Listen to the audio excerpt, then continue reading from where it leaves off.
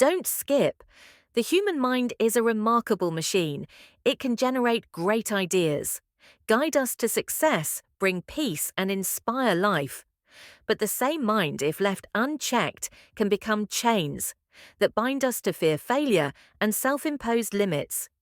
You may not believe it, but most of what holds you back today doesn't come from the outside world.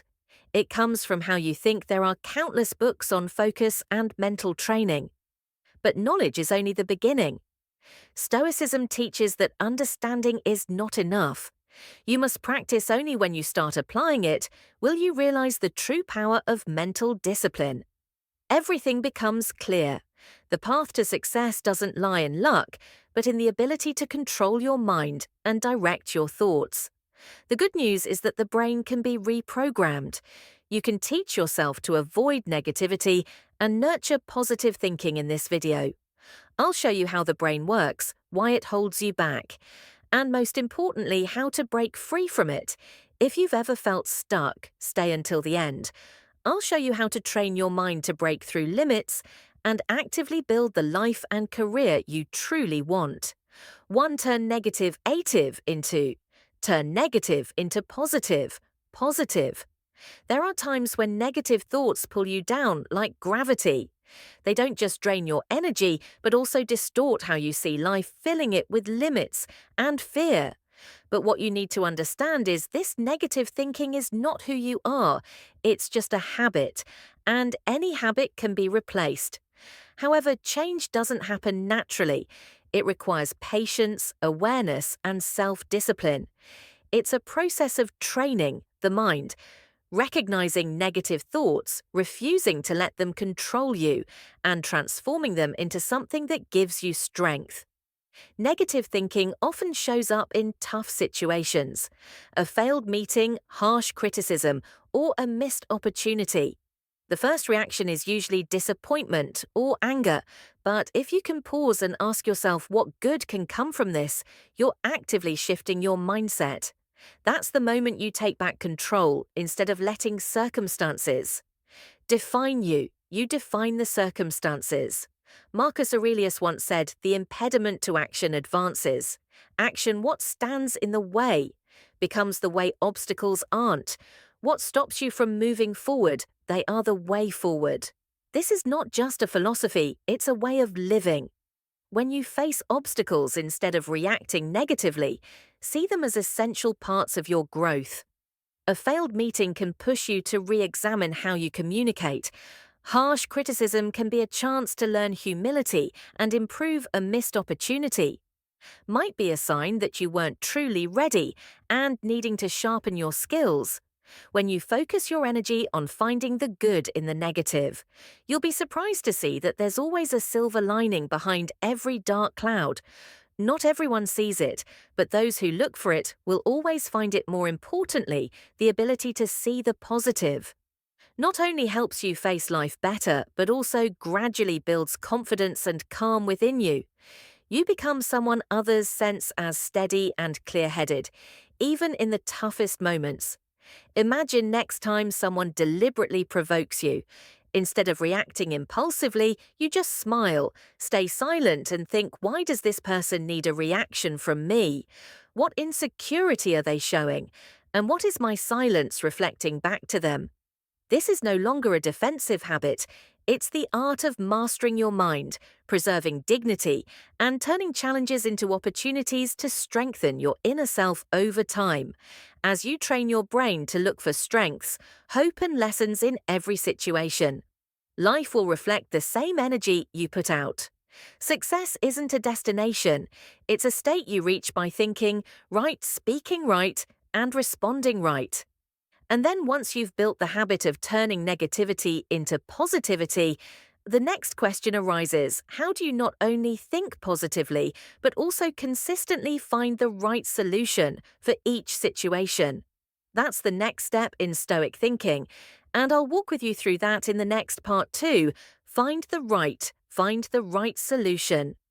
Solution: when faced with a problem, your first reaction reveals how you've trained your mind. There's one thing successful people always do well: they look for solutions. It's not luck, it's the result of practice. Problem solving isn't just a reflex, it's an art that needs daily sharpening. If you're used to facing challenges calmly and looking for a way forward, life becomes easier. But if this doesn't come naturally to you yet, this is your chance to train. Stoicism teaches that everything happens for a reason, and how you respond is what determines the freedom of your mind. Epictetus once said, "It's not what happens to you, but how you react to it that matters." This isn't just a simple reminder, it's a guiding principle for those who want to take control of their lives. So, how do you respond the right way? First, stop and observe. Where did this start? Who caused it, or did it?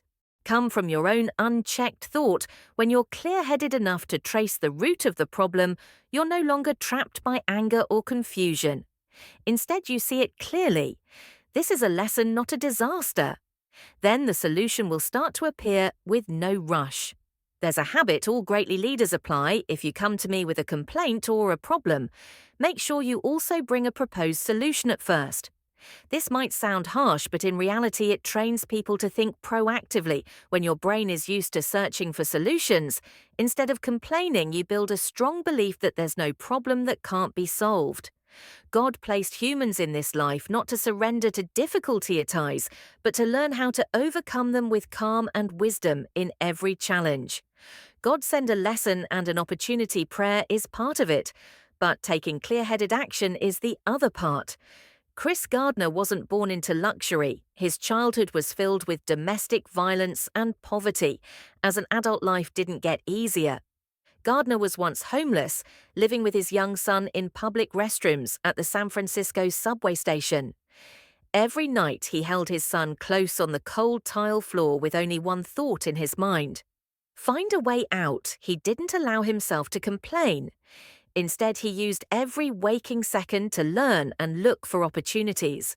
When he was accepted as an unpaid intern at a brokerage firm, he embraced every hardship, working twice as hard as others in the end through persistence and unshakable willpower.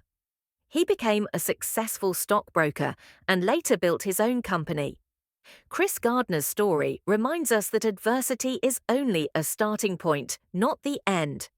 Solutions will always appear if you refuse to give up and keep your faith strong in your hardest moments. Ask yourself, what is this problem trying to teach me? Then calmly search for the answer. Don't let emotions lead the way. Instead, let reason and faith guide you. Believe that God never gives you a challenge you can't overcome. Believe that every problem carries the seed of its solution, and from silence and observation the solution will appear as clearly as light. After the rain, I want to hear your story. How many times have you found a solution to adversity? Share your thoughts in the comments. Maybe your story will be the light someone else needs. 3. Train your brain to always. Train your brain to always see your potential. See your potential. Training your mind to always see your own potential is a subtle art that everyone needs to learn if they want lasting, meaningful success. You become what you believe about yourself. Every repeated thought is the soil where belief and action take root. But there's a truth few are brave enough to face. Your brain is wired to protect you, not guide you. It prepares for the worst-case scenarios so you can avoid retreat or shield yourself from harm. This is necessary, but if you stop at caution, you'll always be on the sidelines, watching others move forward with admiration and regret. Have you ever asked yourself, why did I start, in moments of doubt, when your mind is crowded with skepticism and negative thoughts eat away at your determination? Stop and reflect. Remember the moment the idea first came to you, when your heart lit up with a big vision. At that moment, you weren't thinking about risks or failure. You just knew you wanted to do it and believed you could. That belief was pure and powerful. It didn't come from certainty, but from inner drive. What you need isn't external guarantees, but unwavering loyalty to that original belief. Some will say, "But I'm not good enough." That's the biggest trap of the human mind. You don't need to be good from the start. You just need to believe you can learn in an important meeting. When you're questioned, your eyes shouldn't waver in fear of being wrong. Sit up straight, keep your gaze steady, and quietly tell yourself, I can learn this self-respect isn't about how much you already know. It's about your willingness to get better. The person across from you will sense that they'll see in you a silent but undeniable strength. You don't give up and you don't hide, and if one day you doubt your path, look back at raising your children or a meaningful relationship you've nurtured over the years. None of that was easy, but you kept going because you believed the effort was worth it. Business is the same, career dreams are the same. They require you to hold on to the long view and not let short-term fear drown out lasting belief.